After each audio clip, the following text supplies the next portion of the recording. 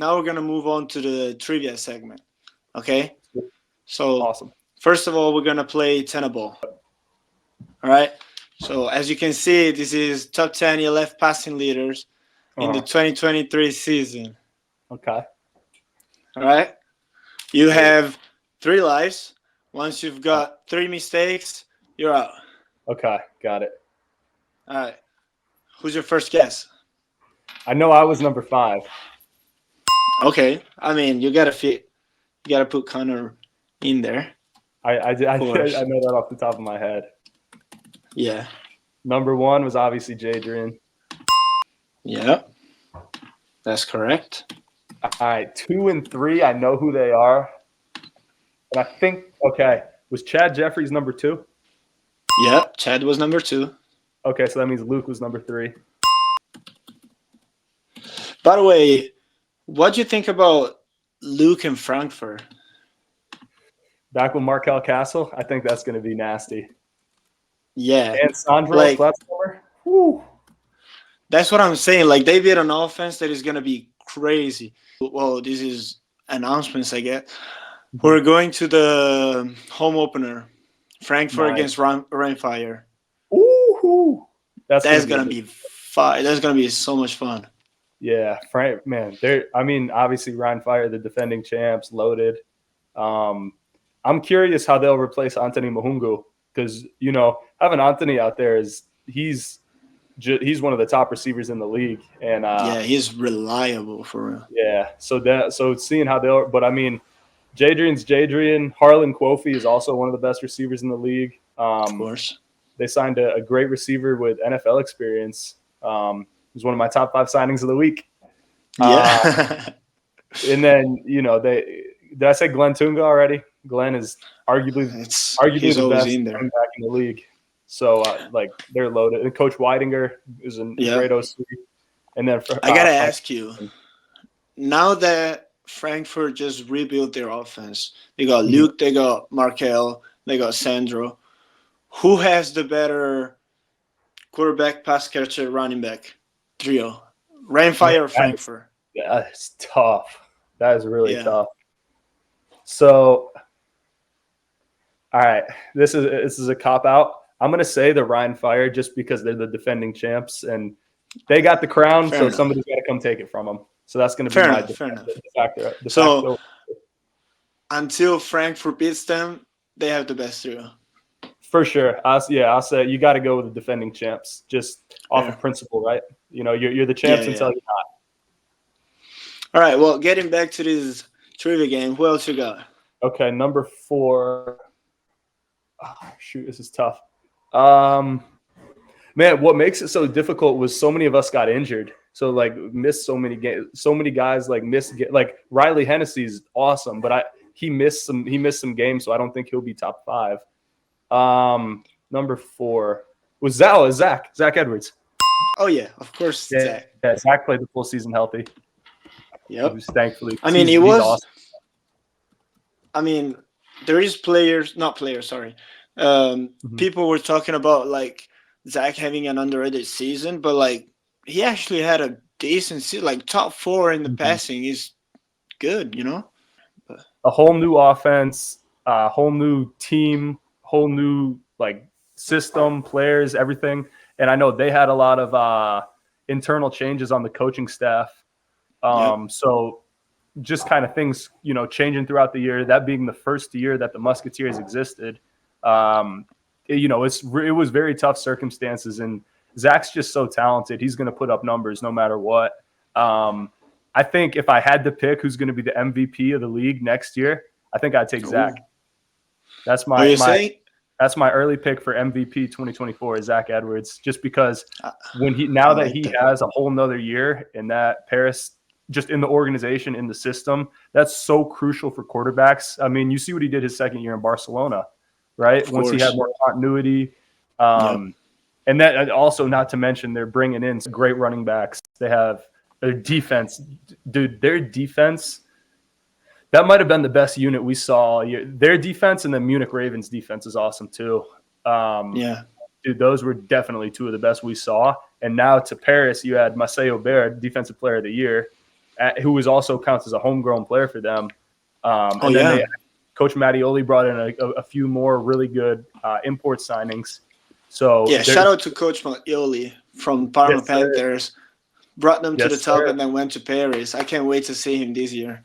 He's such a good coach. I was fortunate enough to be with him in Leipzig when he coached the Steelers for a couple games, 2022 season, and he's like a big brother. I mean, just so much knowledge, and he's a player's coach. Like, he's a guy who can really motivate his players, and like, you don't want to let him down. So you play so hard, you work so hard on your preparation, and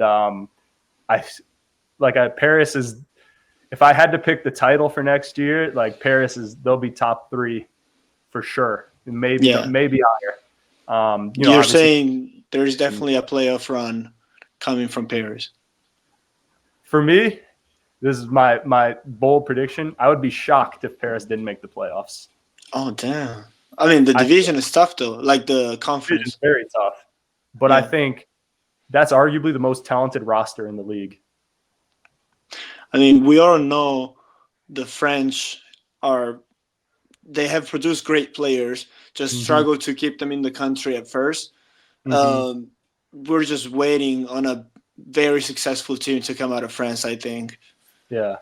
And I think, when you say the Musketeers, you can't talk about them without talking about the Flash Lacroix. And you look at so many of their great 100%. players, how many have come up through the Flash system. Mahungu, Idris, Jason Agumon, Amir Kilani, Averdi.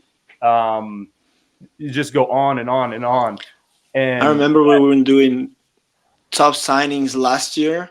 Yeah. Like every week there was some flash to Paris, flash to Paris, flash to Paris. There's so many players.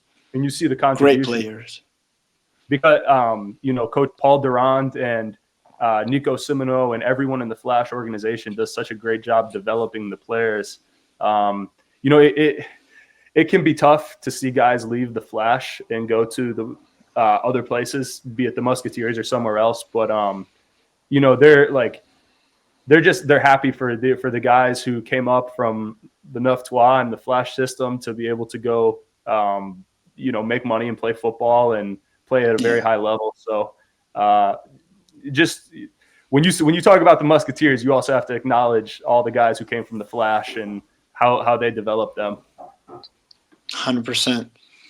Well, let's get on to the tougher side of the Tenable Tower. Because first 5, I mean, you're in there, and the rest are big names. Not that the others aren't, but, as you said, there's been injuries and stuff. It's not easy. All right, number 6 So what's is the other ones? Right? Okay, that's right. Yep. Let's go. All right. Big name coming to the new franchise in Madrid. Yes, sir. Who also another prediction, they'll surprise some people. They are really talented, Madrid. Oh, really? Yeah, they. I know obviously a bunch of guys who went from the Dragons to Madrid, and they're so excited about what they're building there, and just things they've told me about how they're running the organization. I have really high hopes for the Bravos this year. And Chris is a baller too. I definitely agree. Wait, oh no, I can't say that because then he's gonna put you on the spot. Who's gonna win Barcelona Madrid? El Clásico of the football Americano. Oh man, we'll see. Barcelona is pretty much a whole new team too this year. Yeah. All new imports. A lot of new, fresh, young, hungry players. So, but Madrid's got some baller though. No question. Luke Glena, your boy, just went to Madrid. Okay. Yeah, he's a savage. Jalen Embry, the corner they signed, is a lockdown corner. Alejandro Fernandez Rubia is one of the best players in the league. Established name. But what Madrid did that I was so impressed by was the way they built their offensive line. And it seems like they really started up front and put the emphasis on getting the best Spanish homegrown offensive linemen to come back to the capital. And just the way they built that organization was really, really impressive. So I'm excited. And like I said, Chris is a playmaker. Willie Patterson, the receiver, showed last year that he's a playmaker. So do but you have a cop out of who's winning or what? I don't, man. It's so. I'm really curious to see what the Dragons will look like with with so many fresh faces, and of course they still have the Brignani brothers who are just like the heart and soul of the team, the leaders. I don't know, because obviously Madrid is a new team on its own, but so many of those guys have played together, like with the Black Demons and also Rivas. So it's weird to say because it's the first year that the franchise existed, but I feel like Madrid has more continuity at this point just because Barcelona is so like it's almost like a new franchise. Like it's new ownership, new players, new stadium, new city. So they'll be in Barcelona now and not Terrassa anymore. So it in some sense, Madrid almost has more continuity. So Yeah. I don't know. They play week 2 because Madrid has the bye week the first week, and then Barcelona Madrid is week 2. I believe it's in Barcelona. I'm pretty sure, yeah. So that'll be interesting. I mean, how much more motivation do you need if for either side? Fair. Man, I don't know. I know it's gonna be a show from the fans. There's gonna be a whole lot of noise in there. Oh yeah, I don't know what week that is. I don't know if we play or not, but if we don't play, I might go out there. I might go join the parade like you did. Yeah, that's the thing, man. Like I still love the Dragons too. Like they took really good care of me. The fans are incredible. Numbers wise, there might not be as many of them, but those like the thing about the Dragons fans, and everybody says this, right? Like it's easy to say. They come early and they stay late and they're allowed the entire game. Like that's something. Everybody says it, but to see it, like, for example, when we played Munich, it was not a good game. They won pretty convincingly, but our fans, like, whether it was the first quarter, the fourth quarter, or any time in between, like, they brought the energy. So, man, shout out to the Barcelona fans. Yeah, I remember coming to Barcelona while I was on vacation, and they're loud the whole game. Yeah, they're passionate. They're smart. They're great fans, man, and they deserve a great franchise and a winner. So, I hope that the Dragons can turn it around from last season for sure. And I'm excited to see, fresh blood and to see how they do. 100%. Well, let's keep it going. Who's number 7? This is where I'm going to fall. This is where. So it's going to be a little bit more of a guess. Yeah, it's going to. Okay, it's number 7. I'm just trying to think like the guys who played most of the season. I mean, you don't have to go in order. You just need to get these last 4. All right. Is Jacob Sullivan in there? Jacob Sullivan is number 11 on the list. Oh! So you have missed out by 1. The first life is gone. Okay, so I got 2 more guesses.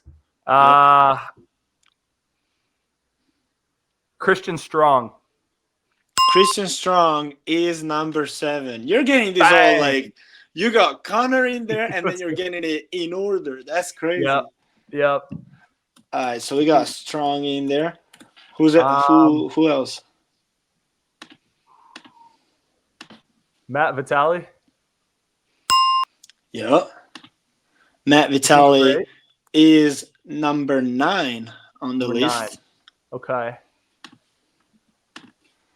I'm like shout out to Matt. I'm going through the conferences in my head. Yeah. Okay, Slade German. Yeah, that's number 8. Okay, so I need 1 more. I got 2 guesses to get this one. Yeah. All right, don't tell me. I want to say Riley Hennessy, but I don't know if he played enough games. Don't tell me. I'm not gonna say nothing. Who else?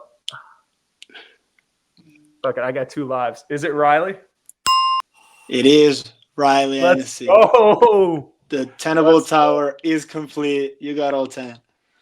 All right, so this is it for the episode, for the special episode with Conor. It was a lot of fun to film. I hope you had a lot of fun too, being hosted by First Down Magazine. Absolutely. And yeah, well, best of luck for the season with Schwabish. It was so much fun. Thank you, everybody, for tuning in. Remember to subscribe if you enjoyed the episode, and peace out. Ciao. Thank you for having me.